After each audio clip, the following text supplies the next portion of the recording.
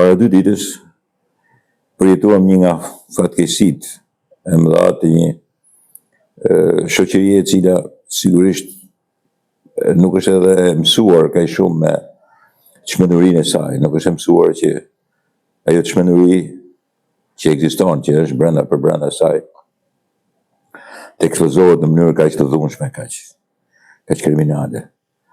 Shpikërisht ai aksidenti i njeriu i cili është i dheur në timon edhe që merr përpara 3 fëmijë. Po për këtë kam bërë emisione dhe kam folur. Sot desha të bëj një krahasim. Në Leipzig, në Augustus, Platz ose Grimasse, Straße, një 33 vjeçar gjerman me makinën e tij në rrugë pedonale, aty ku ka vetëm njerëz që ecin kamësore me fjalë. Hyn me shpejtësi, sipas autoriteteve e policisë, 60-70 kilometra në orë, dhe vret 2, plagos rënd 3, nuk e di, mbase ka pasur një degë tjetër sonte. Dhe janë edhe 30 plagosur. Njerëzit kanë parë trupa njerëzit që kërcenin mi kofanën e makinës edhe mi tavanin e saj.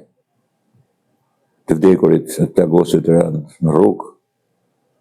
Dhe sigurisht ishte një ngjarje ose shfaqje, show apokaliptik i një çmenërie që autoritetet, kryetari i bashkisë, zëdhënësia e kryetarit bashkisë, policisë, nuk thonin dot nëse është terrorist. Në fakt vërtetuan që është gjerman. Nuk po jepnin as emrin. E verifikuan. Të vjen keq se po të ishte në besim ose në diçka tjetër ta kishin thënë, ta kishin konsideruar më herë terrorist, por ishte gjerman. 33 vjeçar që u lëshua si kamikaz në turm, duke vrarë njerëz, në fakt një makinë lëshuar kështu vret njerëz.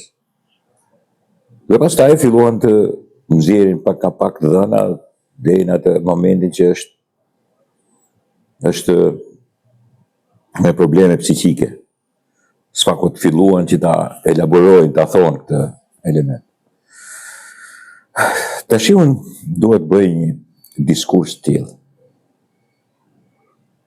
Kene ishte një njeri problematik, që është ndaluar, është gjëmbitur, është shumë pavarësisht shkarkimet që u bë nga drejtori i policisë, drejtorëve dhe përgjegjësave të policisë Durrësit. Po në fakt e kanë identifikuar si njeri problematik. Por nuk kanë marrë masë të duar se edhe vetë, si të them tash edhe vetë, shoqëria aty, lagja aty, e ka stërtoleruar atë person. Pishëm, dejshëm, shkaktoi fatkeqësi të jashtëzakonshme. Në Gjermani, është një person tjetër që nuk është se ishte pishëm, e konsiderojnë thjesht të çmendur, ju futet turmës për t'i vrarë atë. Nuk ka dalë akoma pericia që i thonë. Gjeneti mendore, ana psikologjike. Praktikisht ka bërë një akt tjetër, është futur me qëllim në Gjermani, siç ka ndodhur për shembull rastin e Krishtlindjeve në Hamburg, nuk e di se ku ka ndodhur, në Frankfurt. Mos gabohem. Që vrau shumë njerëz, 6 njerëz, plagosi 100. Kësaj rrave ka plagosur 30, për tyre 3-4 janë në ranë, dhe i myti, i vrau 2. Të shi duhet të bëj krahasimin me disë të elemente. Që mund të themi shoqërisë gjermane? Se hajde unë kritikova këtë shoqërinë tonë dhe këtu pastaj fillohet politika, qeveria, policia, të. Po atje çfarë mund të thuash? Nuk është rasti i parë. Është disa të rast.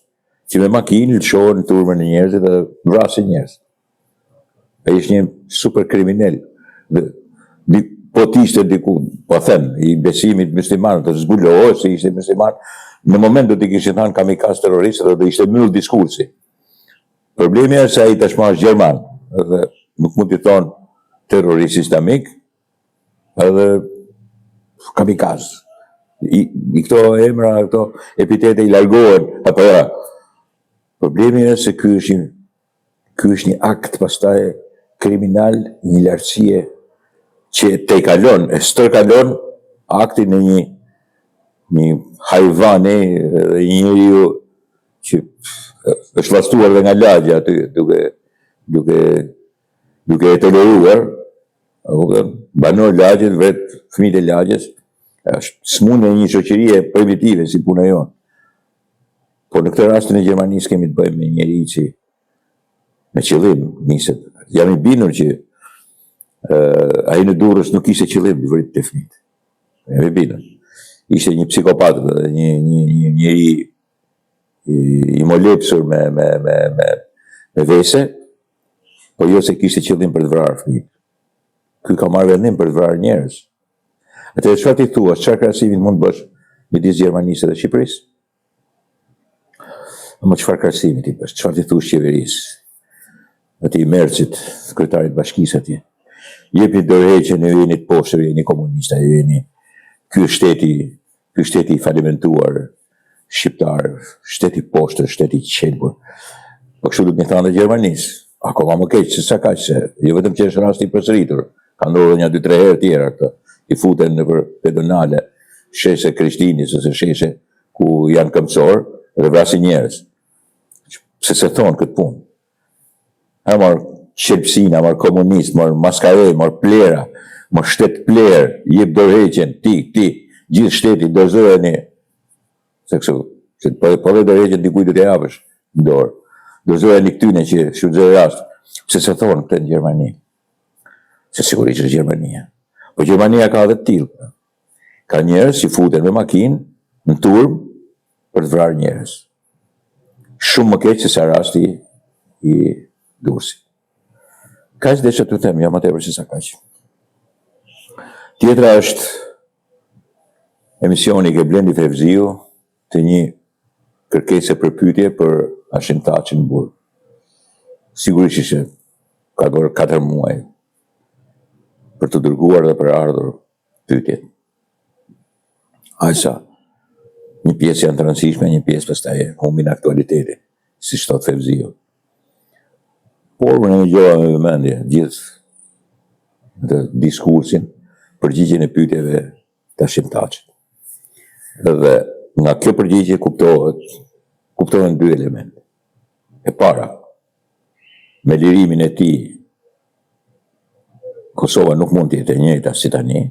Sigurisht disa ekuilibra do rivendosen dhe njerëz janë prishur shumë me lëvizjen vetëvendosje Albin Kurtin, Donika Gërvallën dhe një pjesë atyre tipave që kanë pushtetin sot. Tipa që i quhen pa korruptum, po janë super të korruptum, vendosin pushtetin hije, pushtetin e vijueshmërisë pa legjitimitet, arrogancës të një pushteti i cili sigurisht stërzjat veten duke humbur legitimitetin. Kuptova që Hashim Thaçi nuk ka luajtur nga linja e pro-perëndimit, pro-Amerikës, pro-Evropës. Ai atë interviste ka bërë për të treguar që unë jam lideri.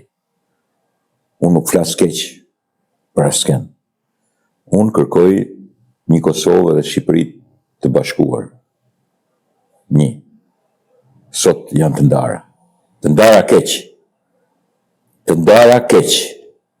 më vjen jashtëzakonisht keq, për nuk është faji Edi Ramës. Është faji Albin Kurtit dhe gjithë këtyne post-jugoslavistave në shërbim të një, nuk e di se kujt klike, po një masonerie serbo-shqiptare të qelbur, e cila duhet patjetër kaluar në një përballje me masonerinë e vërtet, për t'i treguar shikoj, ju nuk mund veproni të kështu, nuk mund të prishni raportet, të cilat sigurisht shkatrojnë kombin shqiptar. Hashim Thaçi tregohet përbashkues, duke ruajtur fjalën, duke matur fjalën për të gjithë, edhe për ata që kanë bërë keq realisht këtë vend si Sali Berisha. E ruan shumë fjalën sepse do të kthehet lideri. Kur të kthehet në Kosovë, të kthehet njeriu që bashkon, jo ndan. Ndarja më maksimum se sa sot nuk ka qenë kurrë midis shqiptarëve. Nuk ka qenë kurrë, edhe është ndarje që bëhet politikisht edhe filozofikisht. Pushteti i Albin Kurtit edhe i Gërvallës, vajzës e një marksist-leninisti shqiptar, enveristi shqiptar, ka ardhur për të shkatruar një majt ekstreme, e majt nacional socialiste dhe fashiste, e cila ka ardhur për të përçarë. Shqiptaci kësaj gjëje i thot stop me fjalën e tij, duke mbatur atë, duke treguar vetëm bashkim dhe jo ndarje. I lë akuzat sepse mendon me daljen e tij nga një burg kriminal i Hagës, kriminal politik, kriminal i Hagës, i përgatitur nga serbët, i pranuar nga Evropa në mënyrë të fllihur dhe i ndihmuar nga rusët. Me këtë sqarim aty ke opinion, duke kujtuar shumë element bashkues, duke respektuar njerëzit e bashkimit, por ata njerëz që nuk janë të bashkimit, por që s'kan thënë fjalë jo bashkuese kur kanë ardhur momente decisive për vendin, ose janë dorëzuar, nuk kanë mundur të bëjnë të keqen asaj kohe. Në këtë pikë, unë kuptova një gjë. Shumë shpejt do dal nga burgu dhe muzika do të ndryshojë në Kosovë. Do të kaloj në një stad tjetër të zhvillimit, ku edhe opozita do ketë, nuk them lideri, një model ndryshe për të përballur me të keqen e madhe, e cila sigurisht edhe me koinvolgjimentin edhe me pjesëmarrjen e gjysmës elektoratit në Kosovë, po i bën keq jo vetëm kombit, po sidomos shtetit të ri të Kosovës. Unë kështu e mora vesh intervistën e Hashim Thaçit. Dakord, miqtë mi?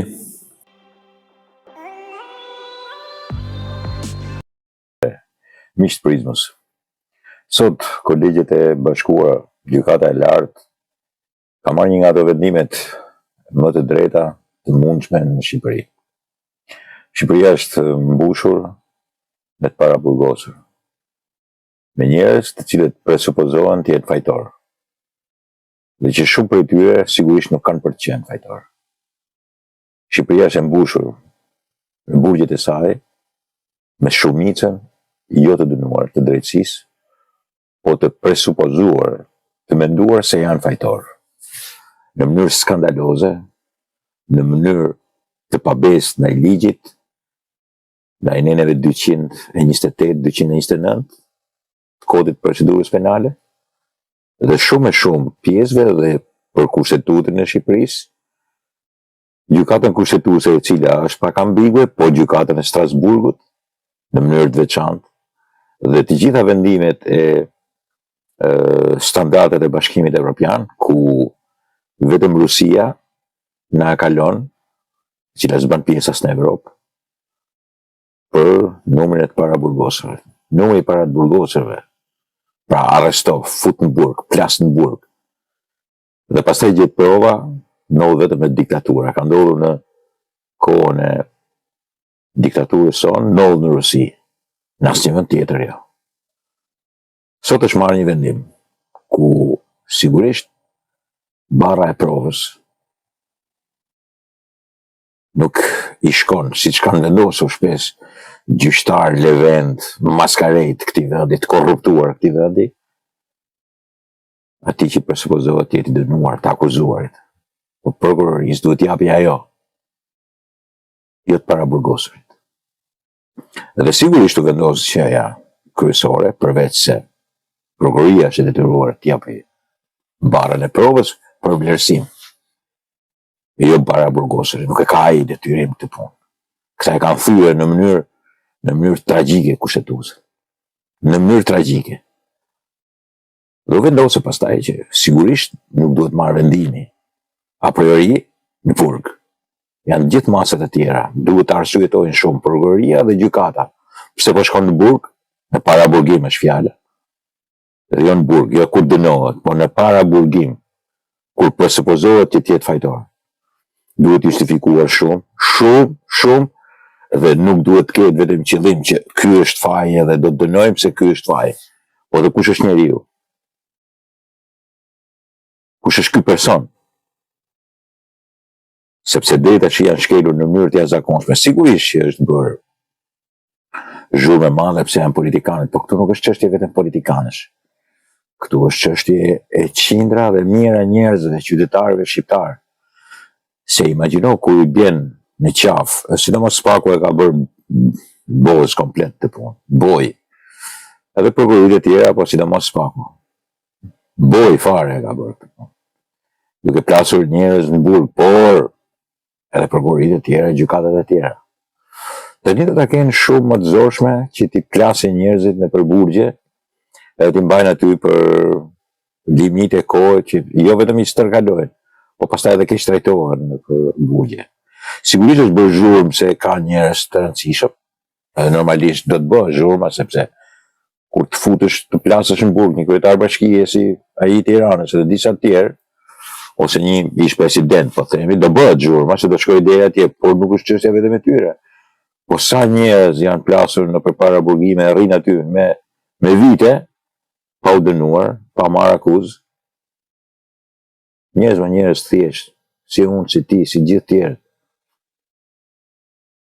Dakor që për gazetarë thonë le të fyjnë të bëjnë qatë duhet që nuk i kap ligji. Por kanë shkuar edhe për fyje. Kanë shkuar në para burgim. Dakor për gazetarët e kanë marrë që për mua e kanë bërë gabim. Absolutisht.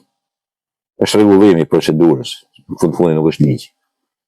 Por sa të tjerë janë, edhe për shkelje nga më të vogla. Edhe sigurisht janë që janë vrasës. Ora mund të jenë ai duhet, sa të duhet, por nuk janë vrasës. Edhe qëndrojnë në paraburgime në mënyrë katastrofike, s'kan akuza për vrasje. Kanë akuza për vjedhje. Sido që tjetë, sa do e madhe qoftë, vjedhja është vjedhje, vrasja. Pra duhet arsyetuar shumë kush është ngjarja e madhe dhe kush është personi, personaliteti i personit. Pastaj të dyja do të bashkohen, si akuza, si gjykimi, për të parë. E fundit fare është paraburgimi, futja në burg. Dhe për të kthyer në